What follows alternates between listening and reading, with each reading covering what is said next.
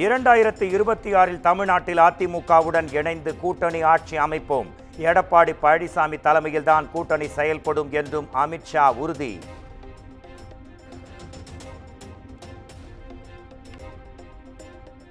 பாஜக அதிமுக கூட்டணி எந்த நிபந்தனையும் இல்லாமல் அமைந்திருக்கிறது. நிலையான இந்த கூட்டணியில் குழப்பம் இருக்காது என்றும் அமித்ஷா விளக்கம்.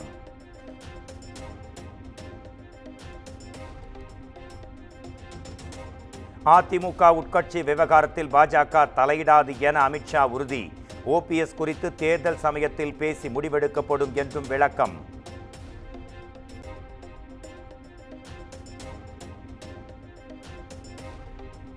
சட்டப்பேரவை தேர்தலில் யாருக்கு எத்தனை தொகுதி என்பது பின்னர் முடிவெடுக்கப்படும்.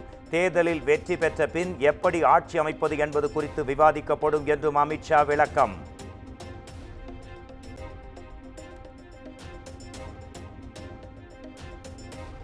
தமிழ்நாட்டில் டாஸ்மாக், போக்குவரத்து உள்பட பல்வேறு துறைகளில் ஊழல் கரை படிந்திருக்கிறது.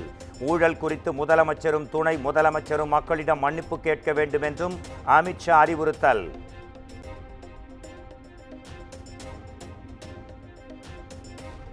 நீட் தேர்வு விவகாரத்தில் அதிமுகவுடன் கலந்து பேசி முடிவு எடுப்போம் என அமித்ஷா உறுதி. மக்களின் கவனத்தை திசை திருப்பவே நீட் விவகாரத்தை திமுக கையில் எடுத்திருப்பதாகவும் விளக்கம்.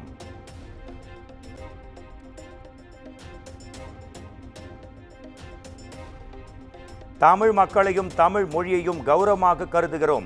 பிரதமர் நரேந்திர மோடி நாடாளுமன்றத்தில் நிறுவிய தமிழ் பெருமை செங்கோலை திமுக எதிர்த்ததாகவும் அமித்ஷா அதிரடி குற்றச்சாட்டு.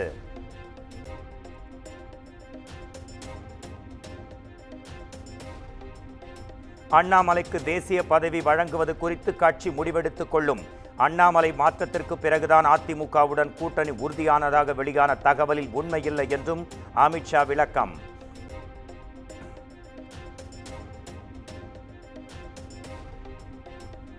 கூட்டணி முடிவானதை அடுத்து அமித்ஷாவுக்கு எடப்பாடி பழனிசாமி தேநீர் விருந்து. தமிழ்நாட்டு பயணத்தை முடித்துக் கொண்டு டெல்லி திரும்பினார்.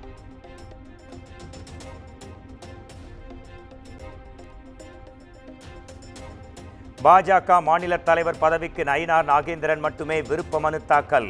வேறு யாரும் விருப்ப மனு தாக்கல் செய்யாததால் போட்டியின்றி தேர்வாக அதிக வாய்ப்பு.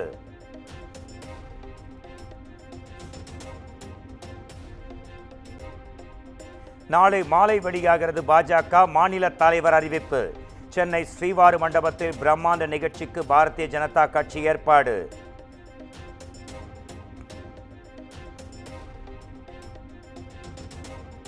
சென்னை கமலாலயத்தில் உள்ள பெயர் பலகையில் அண்ணாமலையின் பெயர் அழிப்பு.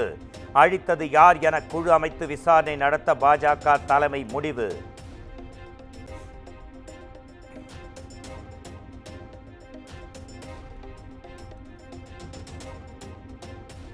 பாஜகவுடன் கூட்டணியை அறிவிக்கும் நிர்பந்தத்திற்கு அதிமுக ஆளாக்கப்பட்டுள்ளது.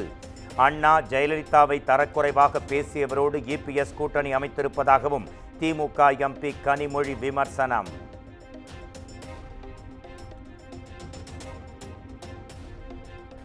சென்னை ஆழ்வார்பேட்டையில் உள்ள முகாம் அலுவலகத்தில் முதலமைச்சர் மு.க. ஸ்டாலினுடன் அமைச்சர் பொன்முடி சந்திப்பு.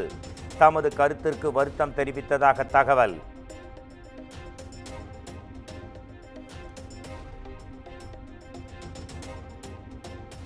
பெண்கள் குறித்து சர்ச்சைக்குரிய கருத்து தெரிவித்த விவகாரம். அமைச்சர் பொன்முடி பதவி குறித்து முதலமைச்சர் மு.க. ஸ்டாலின் தான் முடிவெடுப்பார் என கனிமொழி விளக்கம்.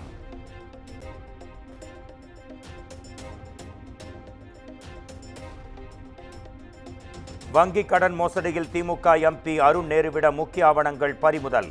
30 கோடி ரூபாய் முறைகேடாக பயன்படுத்தப்பட்டுள்ளதாகவும் அமலாக்கத்துறை அறிக்கை.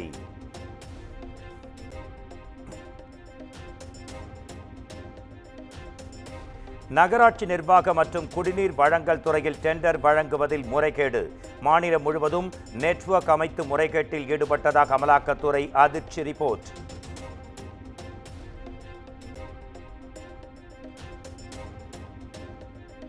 நகராட்சி நிர்வாகத்துறையில் அதிகாரிகளின் பணியிட மாறுதலுக்கு லஞ்சம் பெற்றதற்கான ஆதாரங்கள் சிக்கியிருப்பதாக அமலாக்கத்துறை அறிக்கை.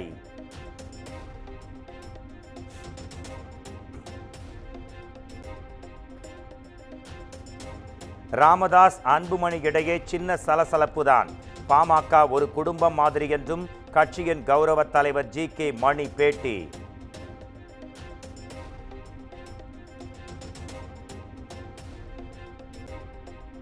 உடல்நலக்குறைவால் சென்னை தனியார் மருத்துவமனையில் அனுமதிக்கப்பட்ட டிடிவி தினகரன் சிகிச்சைக்கு பிறகு வீடு திரும்பினார்.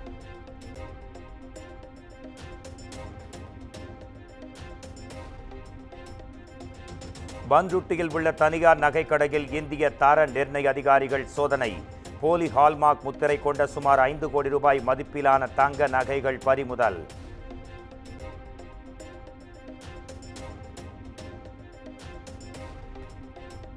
தட்கல் ரயில் டிக்கெட் புக்கிங் நேரம் மாற்றம் செய்யப்பட்டிருப்பதாக வெளியான தகவல். சமூக வலைதளங்களில் வெளியான தகவல் உண்மையில்லை என்றும் ஐஆர்சிடிசி விளக்கம்.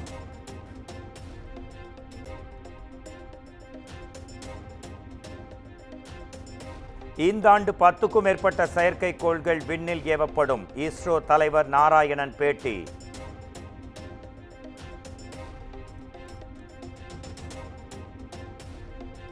முருகனின் 3ஆம் படை வீடான பழனியில் பங்குனி உத்திர தேரோட்டம் கோலாகலம். 40 அடி உயர தேரில் வள்ளி தெய்வானை சமேதராக முத்துக்குமார சுவாமி எழுந்தருளினார்.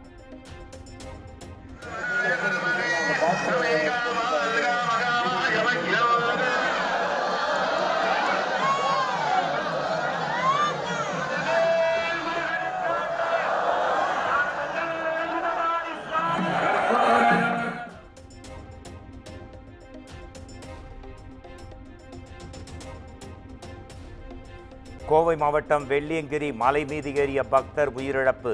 மூச்சு திணறல் ஏற்பட்டு உயிரிழந்த நிலையில் காவல்துறை விசாரணை.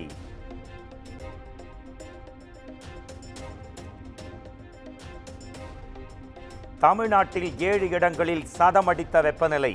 அதிகபட்சமாக திருச்சியில் 103 டிகிரி ஃபாரன்ஹீட் வெப்பம் பதிவு.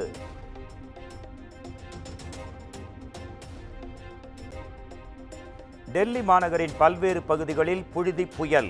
பலத்த காற்று வீசுவதால் பொதுமக்கள் வெளியே வர வேண்டாம் என வானிலை ஆய்வு மையம் எச்சரிக்கை.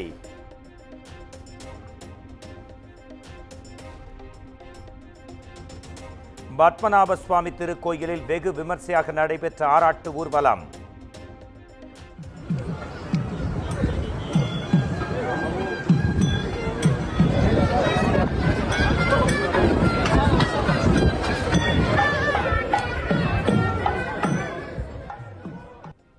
திருவனந்தபுரம் விமான நிலையத்தில் 5 மணி நேரம் போக்குவரத்து நிறுத்தம்.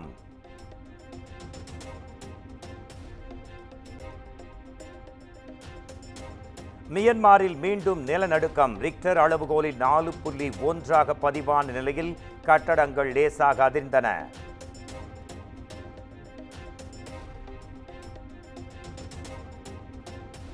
கார்த்திக் சுப்புராஜ் இயக்கத்தில் நடிகர் சூர்யா நடித்திருக்கும் ரெட்ரோ திரைப்படம். படத்தின் 3வது பாடலான த ஒன் என்ற பாடல் நாளை வெளியாகும் என அறிவிப்பு.